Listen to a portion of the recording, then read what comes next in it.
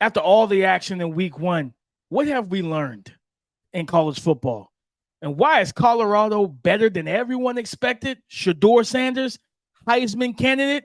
Yes, and we're going to tell you why next on the Locked On NFL Draft Podcast. You are Locked On NFL Draft, your daily podcast covering the NFL Draft. Part of the Locked On Podcast Network, your team every day. What's up, Locked On family? Let's get locked in. Welcome back to the Locked On NFL Draft Podcast, your daily podcast covering your favorite draft prospects, part of the Locked On Podcast Network, your team every day. I'm your boy, Damian Parson, always on the ones and twos. You can find and follow me on Twitter at DP_NFL.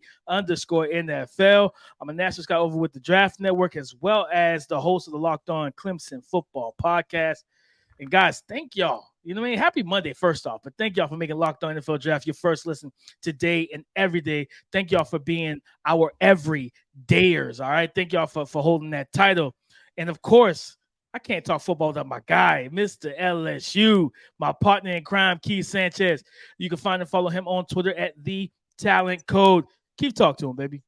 What up, Locked On family? This is Keith Sanchez, senior draft analyst with the Draft Network, man, in 2019 national champ with those LSU Tigers, man. But you know why we're here, right? Myself, DP, Damian Parsons, we're here to bring you that championship level content surrounding the NFL Draft 24/7, 365, your dynamic duo. Not only dynamic duo, I'm in a good mood, DP. I'm in a good mood because we had a full slate of college football on a Saturday, right? So if this episode is going to be a little bit turned up on this Monday morning. So I hope y'all got you a good breakfast, got you a cup of coffee, because we about to rock this thing out this Monday morning. DP, we have quite a slate, right? We're going to talk about, man, what we've learned, right? We're going to talk about the biggest surprise, but then like we said, we're going to flip that coin and talk about the biggest disappointment. We don't have a title sponsor, DP. So let's kick this thing off on what have you learned from week one of college football? What I learned, Keith, you know, we got to go down to Colorado, right? Like, we got to talk about go to Colorado. We got to talk about this. It's not cold right now, so I can definitely make that trip. We got to talk about it, Keith, like, because this man right here, like, he's silencing the naysayers and the doubters every day, right? You know what I mean? And to go from Jackson State, do what he did in the SWAC, right? You know, who isn't SWAC if it wasn't prime? And now to go to Colorado, man, and to put on the display that they put on offensively, right? What did he say, Keith? When he first arrived, he said, "I'm bringing my own luggage, and it's Louis," right? And part of that Louis luggage was this man, his son, Shedeur Sanders, Keith, like, just out there, like, really balling. Like, the performance he put on, right? The performance Shedeur put on, Keith. Listen, 38 of 49, over 77% completion, 510 yards, over 10 yards per attempt, 4 touchdowns, no interceptions, only 9 incompletions. Only 9 incompletions. Like, this was master's work, Keith. I was just incredibly impressed. Remember, we talked about it on the Saturday live show. I was like, let's talk about the spread.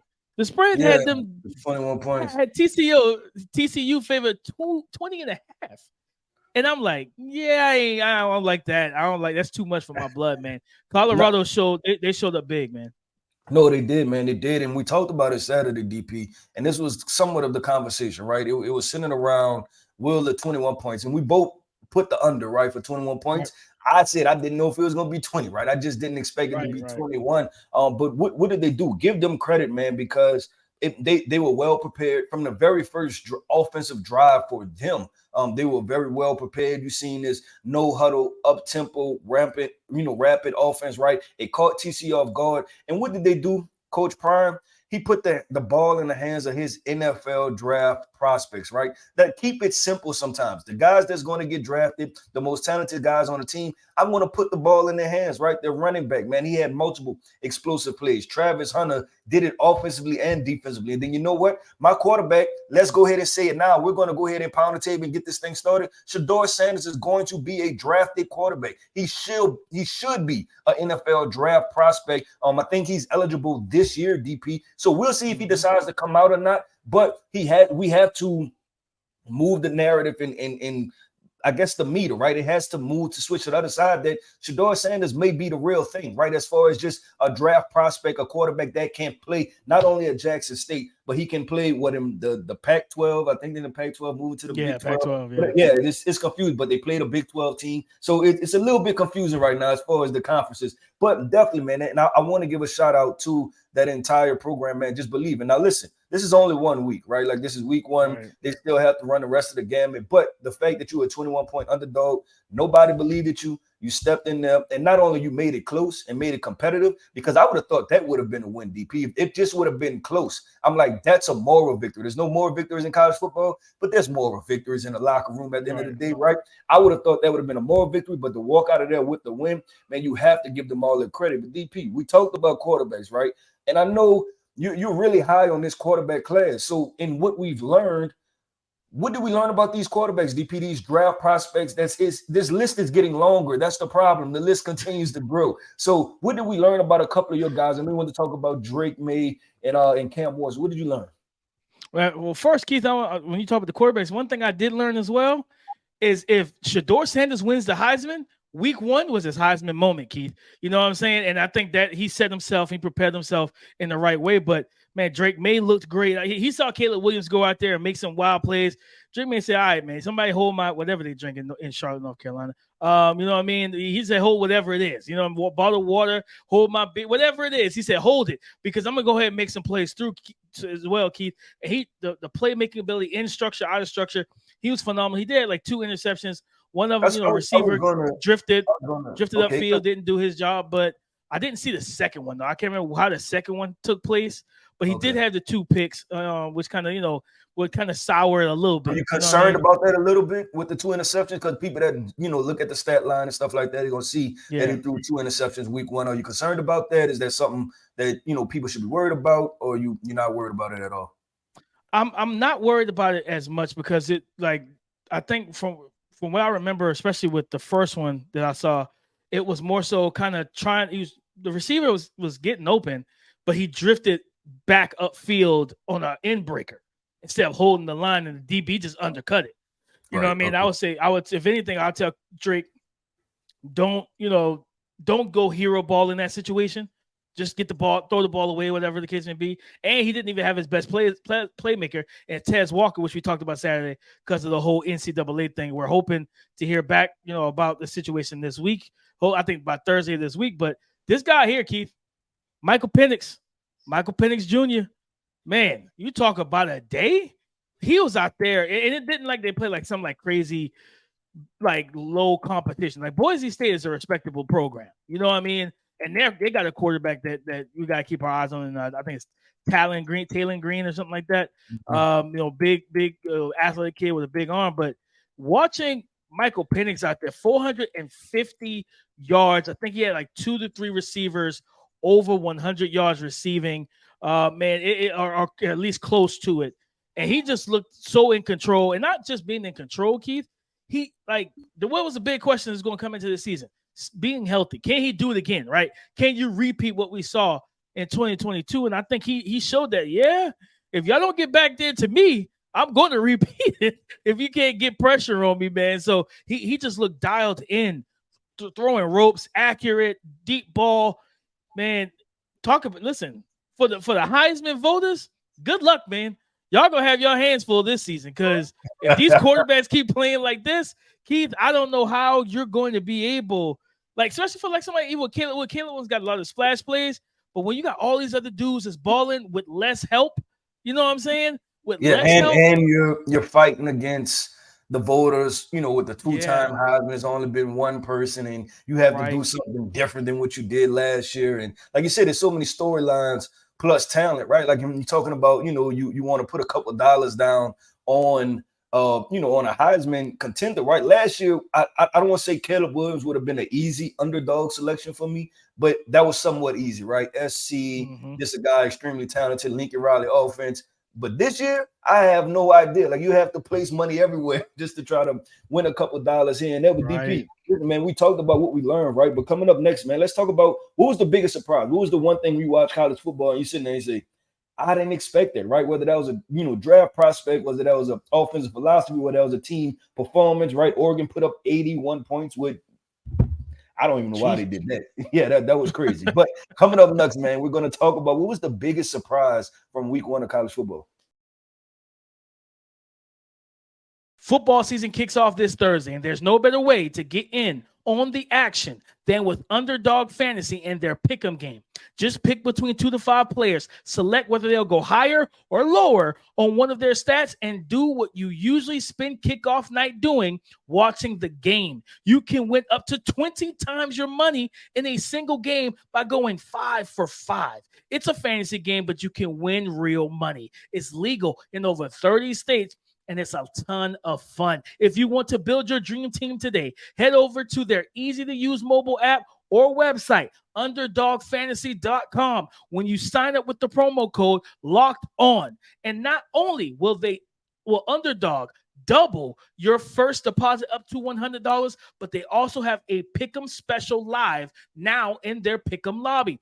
Patrick Mahomes just has to get 1 yard for your pick to be correct. Remember, that's Underdog Fantasy. Sign up with the promo code Locked On. Use the link in the description or scan the QR code if you're watching us on YouTube. The biggest surprises in college football, Keith. The biggest surprises for me, and it's not like he had like some 300-yard day or nothing crazy like that. But running back from UCLA, Carson Steele was my biggest surprise, right? Because he played 2 years at Ball State. He come off a year at Ball State where he had 289 rush attempts. He had over 1,500 yards rushing, over 5 yards per carry, 14 touchdowns and everything. So now you're going to, with some people, Power 5, right? Going from Ball State to UCLA, where, of course, the competition is better, of course. But this young man, only 13 carries, Keith. He had 13 carries, 76 yards, over almost 6 yards per attempt. But this was a guy, to me, that when I'm sitting there watching him, Keith, explosive. I think he was on Bruce Feldman's freak list. So he clocked in at 21 miles per hour, and he is listed at 6'1", 225, so almost 230 pounds. Getting up to 21 miles per hour is scary. But also, he's a workout warrior. Zach Charbonnet from last year, right? Zach Charbonnet is one of those 6'1", 230-pound running backs. And DP, just real quick, man, it's so crazy how I don't even want to say things come full circle, but in a sense, right? Because I remember this young man, I don't even want to call him a kid, this young man, he came down to one of our LSU camps off the radar. Nobody knew who he was, right? We just knew that he had the long flowing hair, and he was from Thor. Yeah, looked like Thor, man. He was out of the state. I don't even remember which state he was from, right? But usually if kids show up, the players show up, right? And it's people that's not on your list, it's somebody local, right? But I remember he traveled because he's like, man, he just wanted to play football so bad, right? And he wanted to play at a big time program. Unfortunately, he didn't get his shot, and that's why he had to go to Ball State. But like you say, things going full circle and him putting the work in. He's at UCLA with an opportunity, DP, not to just play big time football in college, but with the opportunity to play in the NFL, right? So I just wanted to highlight him, man. I think that's pretty cool, and I know you noticed him yesterday, but when I seen him, I'm like, wait, that's that kid that was at that was at our camp, man. I remember him, man, because he still had the long hair, but work ethic was through the roof and everything else. So that's pretty exciting just to see him come full circle. No, and it's good to, especially like that's the type of stuff that NFL GMs and coaches love to hear, Keith. Like if they could get that, if they can get that story out of you, I'm like, so wait, he traveled, he wasn't on the radar, he just wanted to play ball. Like they love that type of work ethic, that type of attitude. But man, like, I think you look at him 6'1", 225, he's explosive, got a great open, field speed for a big back, but he's physical, he's powerful, but he also can catch the ball. I think he had about I think he had like close to 30 yards receiving in this game. He didn't get a lot of, they didn't throw it to him a lot. Yeah, he had like four catches for 20. He's kind of like a dump off screen guy for him, but he catched the ball, which to me looked like he was natural with it. You know what I mean? So just kind of watching him, he was a big surprise because I watched tape on him from Ball State over the summer. I was like, okay, I see some redeemable traits here. I see the physicality, the athleticism, but what's the question we always ask? Okay, are you a big athletic fish in a small pond? Or you just that good, right? Like, and you know, so when he took that step to UCLA, I was interested to see how he would perform. And like I said, he didn't get the 35 touches or nothing crazy, but just for the touches he got, he made big time plays. He was explosive. He made the plays that you wanted to see, and to see it from a 6'1", almost 230-pound back. Oh yeah, he was a surprise to me, man. I'm happy to see it. He's gonna be on Dame's radar all 2023. Yeah, there we go. That's why you tap into the Locked On NFL Draft podcast, because we give you the draft prospects. And we told you as soon as college football was going to start, we was going to start rattling off the names so that way y'all can jot these guys down and talk about them for y'all team, right? But DP, my biggest surprise, I'm going to go with Sam Hartman, the quarterback for Notre Dame. So the first week, right, they played week 0, which I don't understand how you have a game if it's week 0. No one does. We'll leave that alone. He went 19-23, right? 82.6 completion percentage, right? I rounded up 83%, right?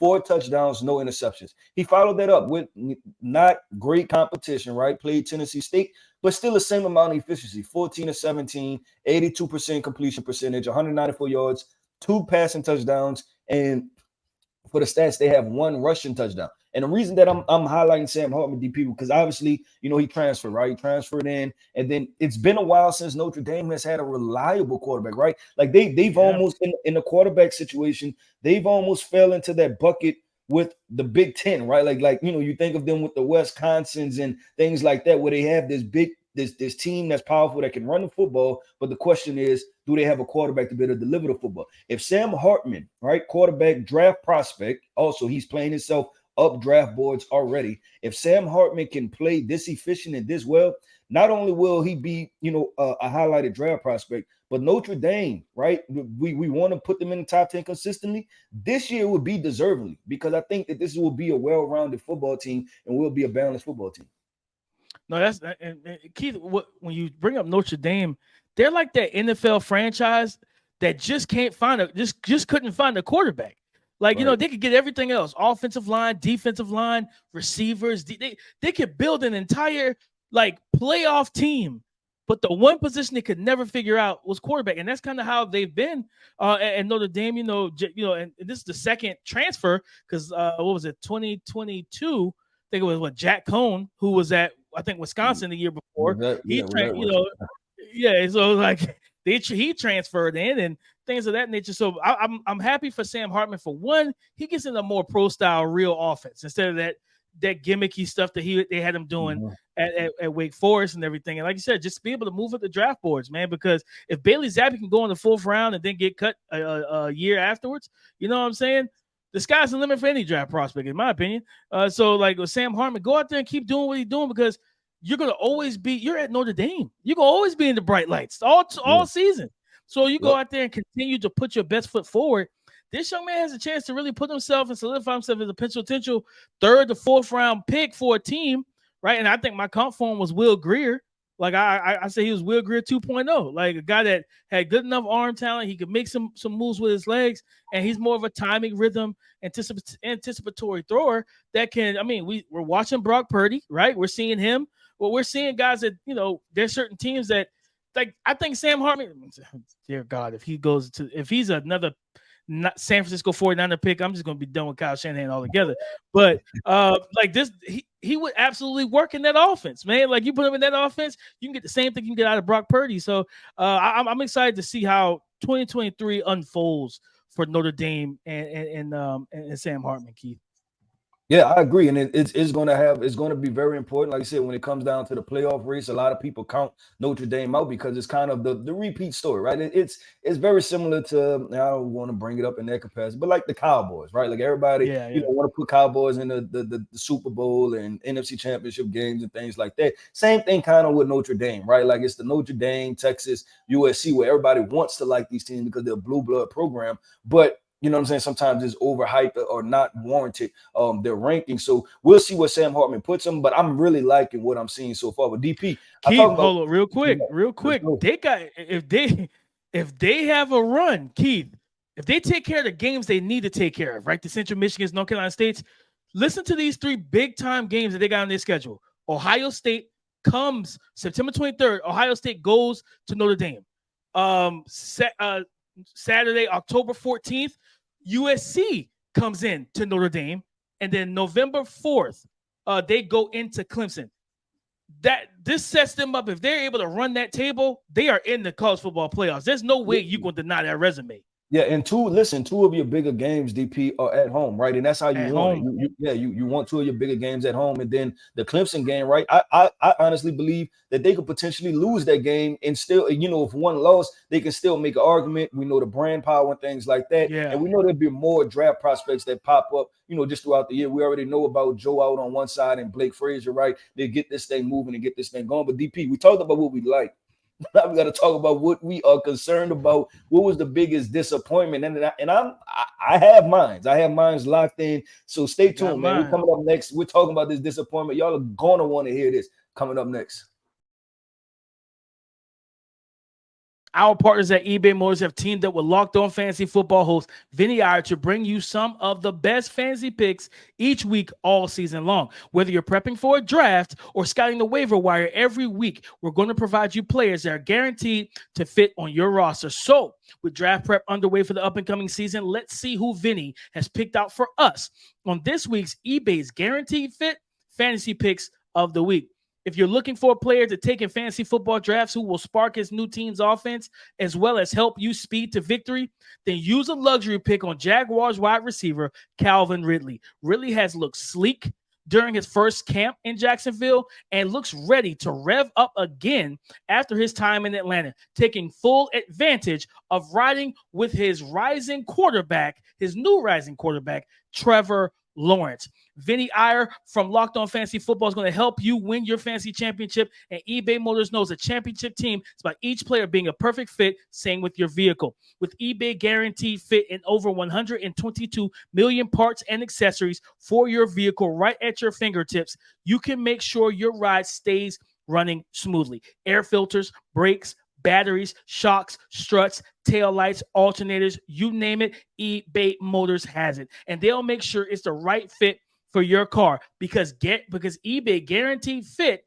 helps you understand exactly what part you need for your vehicle the first time around. So go forth, switch the gears, crank up your AC, and say goodbye to sweating if your ride needs a little fixing up, because now you know you'll always be set up for success from the get-go. With eBay Guaranteed Fit, everything your vehicle is calling for is just a click away. For the parts and accessories that fit your vehicle, just look for the green check. Get the right parts, the right fit, and the right prices at ebaymotors.com. Let's ride. The biggest disappointments, Keith. I'm going to let you kick this off. I think I have an idea where you might be going. But I got to hear. Who was your biggest disappointment of week 1? OHIO. That's what they say, right? Ohio State Buckeyes offense. We talking about playing Indiana, and this is no disrespect to Indiana. This is about Ohio State, and I'm going to get into it. The score was 23-3. Kyle McCord went 20 of 33 for 239 yards with 1 interception, no touchdowns, right? And why is that an issue, DP? Why is that an issue? Like you said, you can say week 1.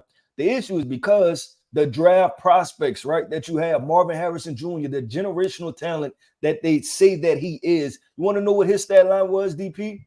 2 receptions for 18 yards, right? Emeka Ibuka. I haven't even dove into that, right? Then you have Cade Stover. They have a freshman wide receiver that's extremely talented, right? So that's my biggest disappointment was the fact of we've waited all offseason. Ohio State, y'all are consistently one of the better offenses. Y'all have the skill position players.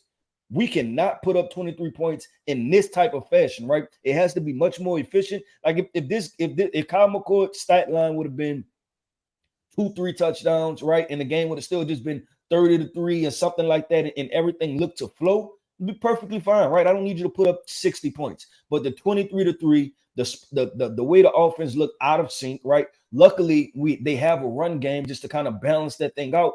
And that's the reason why they won. And I'm concerned because this Ohio State fans should be somewhat concerned, because this is not Ohio State doesn't start their college football season in hopes of winning 10 games, right? Like, that's not what they want. They want the national championship. They want a playoff berth. And that doesn't look like playoff berth caliber offense. So I would say it was just my biggest disappointment. I wanted to see more. Everybody wants to see more out of Marvin Harrison Jr. to show that he is. Travion Henderson, the running back. Mayan Williams, the running back. Emeka Egbuka and Cade Stover at tight end. And these other wide receivers. So we want to see more. So that's definitely my biggest disappointment, DP.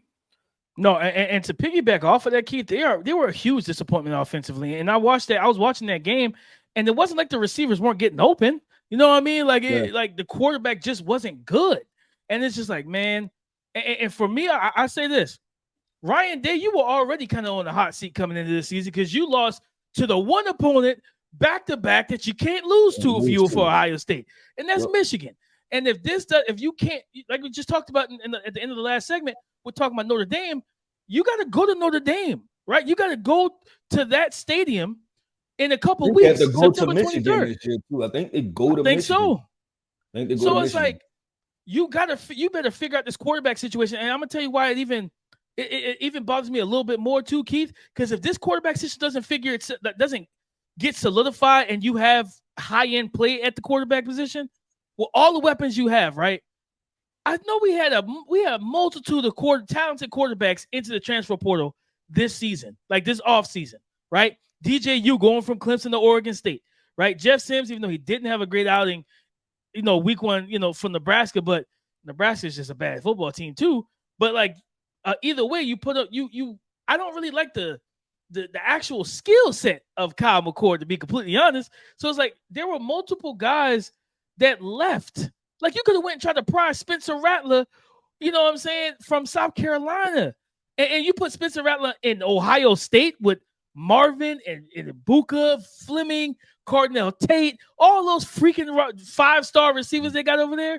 Like, it's man, we up. You know what I mean? You cooking. So, like, Ryan Day, listen, you don't want to get fired. You better figure this out really fast, because that was bad, man. They have to figure it out, because too, not only that, right, but the pressure is going to come from the other perspective. This is the Locked On NFL Draft Podcast, right? We're talking about draft prospects. Marvin Harrison Jr. is going to be very difficult, and which it shouldn't be. But we know media, and that's why we always advocate for watch the film, watch the tape, grade the players, right? But we know media is going to pull up statistics for Marvin Harrison Jr., right? And if he gets to the end of the year and it's 800 yards or 600 yards, and this thing has been a struggle, who knows if he's still a top 5 pick? Because we know this thing is all about momentum. And then on top of that, DP, there's probably 5 offensive linemen that can go in the top 5, 3 quarterbacks that can go in the top 5, right? So now you're affecting people's draft stock too, because of the way this offense is not moving at a consistent elite level. So that was my biggest disappointment, DP. I'm gonna jump off Ohio State. That's been bothering me. I'm glad you gave me the opportunity to get that off my chest. That's why I like talking to our every day as DP,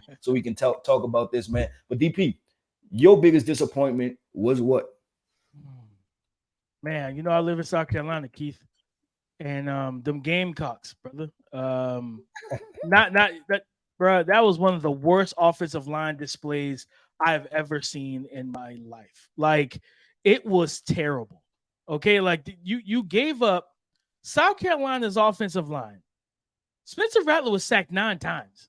Like, he was sacked 9 times against a North Carolina defense that you're sitting there like, there's not a lot of go-getters, there's not a lot of dudes that you knew about, right? So some of these guys were just kind of propelling themselves into the national spotlight and everything. But to watch the amount of free runners multiple times, there was one play, Keith, where the right tackle had a defender coming off the edge that all he had to do is diagonal set, cut him off. The right tackle starts his set and then pivots back inside. I was like, where are you going? There was nobody inside. You didn't have to do that. Left Spencer Rattler by himself. Spencer Rattler gets hit. I think he threw a deep ball in one play, took a shot dead in the ribs. And I heard the commentator say, man, I don't know if Spencer Rattler's going to be able to make it through the season if they keep this up. And it was just like, you. All right, so DP, let's pause it right there, right? We talked about what was the disappointment, right? But there's a cause and an effect. The effect is the Spencer Rattler, right? And that's what people care about because he's the quarterback, right? He's the quarterback. He's the draft prospect. You talked about it, on Saturday, right? 2 years ago, he was the number 1 overall pick. Does this affect his draft stock? Did you like what you seen from him? Will it be too confusing if they continue this, DP? Do you feel like it would be too confusing to even know who the real Spencer Rattler is? Like, how does this affect Spencer Rattler when we look at him in a vacuum as the draft prospect? I think he played well, man. You know what I'm saying? They lost by 14, but I thought he played well. He was 30 of 40, 75% completion, 354 yards passing. You know what I mean? Around 9 yards per attempt. And he didn't even have his number 1 wide receiver for the entire game. Juice Wells went out because he was a little banged up coming into the game. So he didn't finish the game. But Xavier Legette, 6'3", 230. Keep your eye on big boy because he could ball. He was out there, balling for him. But just you can see that there's a devoid of talent on that team. And what you started to see, you're talking about how can it impact them?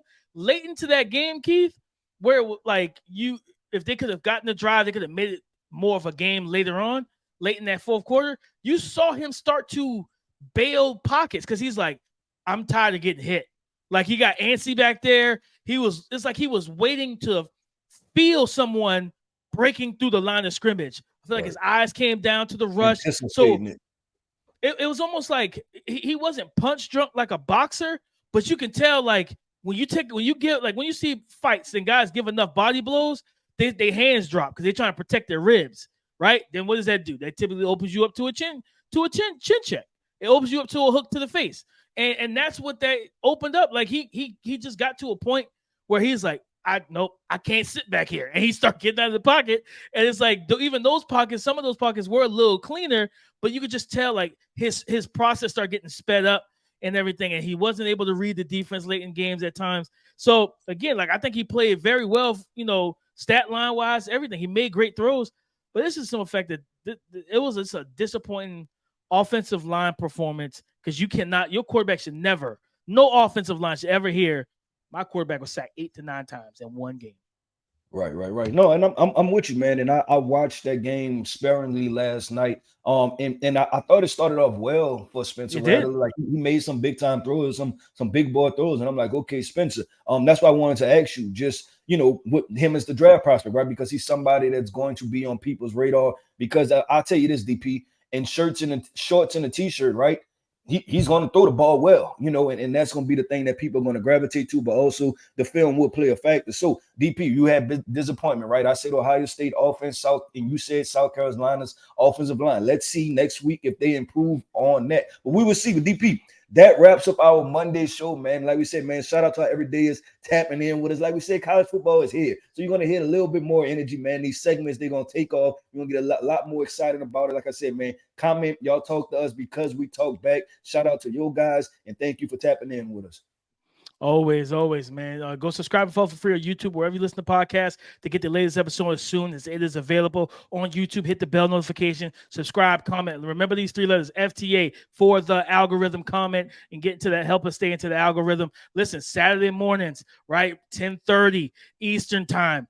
Just like last Saturday, we're coming back this Saturday as well with another live stream. Appreciate everybody that tapped in, tap back in, join the chat, talk to us, ask questions because we will answer them live on air. Listen, like we get into tomorrow, guys, we got an NFL previewing the divisions, making our states and claims over the next 2 days, and getting ready for NFL football as well. So tap in with us there. In terms of Twitter, you can find and follow Keith Sanchez at The Talent Code, me, Damian Parson, DP_NFL. Talk to us because we do talk back.